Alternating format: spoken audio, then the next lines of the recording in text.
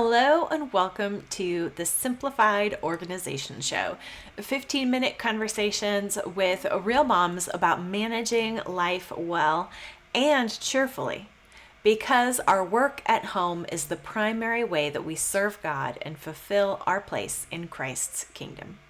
We can be overwhelmed and replace perfectionism with baby steps so that we end each day with a smile and a realistic plan for tomorrow. I'm your host, Misty Winkler, author of the book The Convivial Homeschool, and also the book How to Use a Planner Without Wasting Time. I run a membership called Simply Convivial Continuing Education, chock full of resources for homemakers. And today I'm chatting with my community manager, Stefani Mons. Stephanie classically homeschools her 3 kids, and they live in Texas. Stephanie makes the community happen and run smoothly inside Simply Convivial and is active every day in our private chat app. She is a source of insight and wisdom, as you know if you've been in there. So today, Stephanie and I are going to chat about rest as moms at home, how to fit it in, and why we need to not feel guilty about getting needed rest.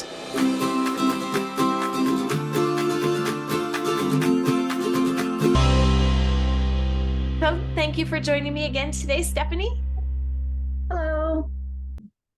So you and I both like to get things done, but sometimes that productivity mode can be a hard mode to just turn off, to stop feeling the to-do list nagging or the just, I don't know, type A, whatever going on. So what has been your struggle with taking breaks or stopping the productivity mode? How has that played out in your life? Yeah, it's just hard to stop when you know that there's more to do. And that if I sit down and rest, then I'm not doing anything for X amount of minutes. And I could be getting things done in that X amount of minutes. So I'm not going to sit down. There's more to do. There's always something to do. So it is a struggle. It's like there's that list, or I see things in the house like, oh, I could go clean up that corner over there, or wipe that there, or dust that. There's always something to be done in a home. Even if it's not written on the list, there are things I could invent to do to fill up all the hours that then, oh, now everything is better. And then I've turned into somebody super frazzled because I spent 24 hours a day doing things instead of resting. Yeah. So what kind of breaks have you built in to combat that? So I started several years ago I'm like, I need some sort of a break in the middle of the day. And it took me a while to figure it out because at first I thought the break should still be productive. I'm going to put it on my to-do list so I can check it off. Right. At first I thought I should stop in the middle of the day. And you know what I could do for 10 minutes? I could read my Bible for 10 minutes. That'd be a really good thing to do. It's restful, it is restorative, and it's spirit building. It'd be a great thing to do in the middle of the day. So I called it my midday Bible retreat that I tried to do. Had a good name, right? Sounds great. Midday Bible retreat. Okay. Yeah, I didn't end up working out because I just thought to myself, I don't want to go into my room and read. I would rather do something else. There are other things on the to-do list, and that's just something else to do. I'll do it later. And then I thought, okay, maybe I should just read any book for 10 minutes. Any book, it's fine. Still made excuses not to do it. Okay, that's not working. But I recognized that I needed rest. I needed to get away from the noise of the children, from the busy of the day, and do something so that I would not end the day frazzled anymore, because that's what was happening. I was just going and going, and I just couldn't do it anymore. I don't know, maybe it was an age thing, or maybe I finally wised up and recognized I had a bad attitude in the evening. But finally I said, you know what? I'm going to rest. I'm just going to literally lay flat on my bed and I'm going to do nothing. I turn off lights and I lay there and I do nothing. I don't fall asleep because I can't nap to save my life unless I'm like horribly sick.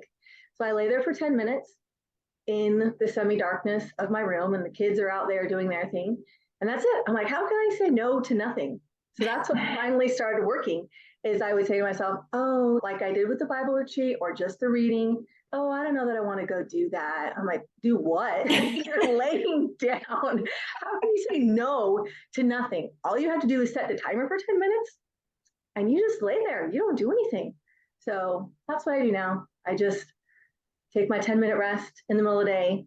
And yeah, it's like a reset, recharge. I get some quiet space for my brain. So that was the first thing that I ever did that has been like iterated over time. And I have other times for rest. There's great talk about rest in the restful routines course. So I have a point where I stop pretty much, and that's 7 o'clock. It's okay. I'm like trying to put the house to bed before then, like I'm dimming, turning off lights and making sure the kitchen's cleaned up and stuff. And then it's like the 7 o'clock alarm goes off. It's like, okay, I'm going to go back to my room. I'm going to watch something with my husband. So I'm going to rest with him. That's another rest. And then so after we do that, then we have prayer with everybody and we're putting people to bed. And then there's no more screens. Then I'm reading books. That's it. We're done. And I'm reading books while I sit in my bed and relax. And I fall asleep so much better than if I've been up watching some TV show. Whether it's a combination, we have a blue light filter, so it's not the light on the screens. It's just, oh, this exciting TV show or fun movie that's, yeah, I'm all pepped up. It's no, I just need to read a book and calm down. So those are my main times for rest right now. That's helpful to hear about how you iterated it as well. Like just you have an idea, you try it out, and if it's okay to say, okay, this isn't working, that means, well, so why might it not be working? Try something else, make an adjustment and see what does, especially since you would know that it worked, not just that you did it, but that you would be less frazzled in the evening. There was an end goal. This is supposed to be a solution for just feeling totally burnt out at the end of the day. And when I would read my Bible or read a book, it still worked. The iterating was, I just wouldn't do it. So I know this will work, but I need to find something that I can, the Atomic Habits, find something so small you can't say no to. Yeah. Can I say no to doing nothing? I guess not. That's pretty easy. And using a timer where it's 10 minutes. So it's not like a whole half hour or a whole anything. It's like, it's just 10 minutes. Even if I want to get something else done, this isn't that big of it shouldn't be that big of a deal. Right. And now I've been doing it for so long that my kids know what's going on. And so I'll try to tell them like, okay, I'm going to go rest right now. And they're like, okay. And then they try to be quiet out there. Or maybe I told some of them, because some of them weren't in the room and some of them were, and it's okay, I'm going to go rest now. And then the one that was not there comes in and starts making noise. Shh, mom's resting. Shh, don't go in there. Mom's resting. If one tries to come to my door. So they've now, they know what to do. And it is only 10 minutes. It's not like I've left them. Although let's be honest, at this point, they're basically all teenagers. So they're like, we can handle ourselves. So most of them. They think they can anyway. Sometimes they're taking care of themselves means they're watching more screens instead of doing their work or something like that. So what would you say to the mom who feels guilty for taking that midday break? I would say that you will actually, first of all, so for somebody like me, you'll actually be more productive if you take that rest. So there's that, okay? For us super productive people. So the other thing would be, you can't feel guilty for taking rest because this is what you need. It's not you being lazy. It's not just going to lay around on the couch and suddenly it turns into 2 hours of you scrolling Instagram, which, okay, that wasn't restful because the kids were still screaming, running around you, and you were scrolling Instagram or Facebook instead of actually doing something restful. Not that social media can't be fun, but it's generally not restful. It's a matter of prioritizing what you need to do and then not feeling guilty for recognizing that we are human beings with physical bodies and that these physical bodies are not Energizer bunnies. And so that means sometimes we have to stop. And especially as we get older or we have kids, we used to be able to fuel our days with coffee and pizza when we were younger or whatever. It's like in college or whatever. It's, oh, you could, I didn't fuel myself with pizza and coffee. It was marshmallow mateys and pancakes. But you know what? It didn't take a lot for me to just keep going. That's not how it works after you have kids anymore. And suddenly you just have to recognize, you know what? I do have to take a break and I will be a better person for taking the break, for stopping. I'll get more done later. So, like another thing that I had to do, so it's rest, but I finally said to my husband, I can't keep waking up at 6 o'clock in the morning. I just can't. My hormones have gone crazy and I can't wake up at 6 o'clock anymore. And I felt really bad because that meant that I wouldn't see him before he left for work, which we've been having morning prayer together for years now before he left for work. I'm like, but I don't know what to do. I feel terribly about this, but I really need more sleep and I don't know what to do. He said, you know what? It's fine. I'll do my own prayer thing at work and you guys can just pray when you get up later. And so now I'm getting up after he leaves. And in fact, at first he tried to say goodbye to me and he's texting me later and he's like, every time I say goodbye to you, it seems to mess up your sleep. I'm going to stop. I'm just going to text you hello later when I know you're up. And I'm like, okay. And so he's been doing that. But the thing is, I was so worried. I'm like, I'm not getting up at 6 o'clock in the morning. Now I get up at 7:15. I know it's super late, right? It's 7:15. Okay.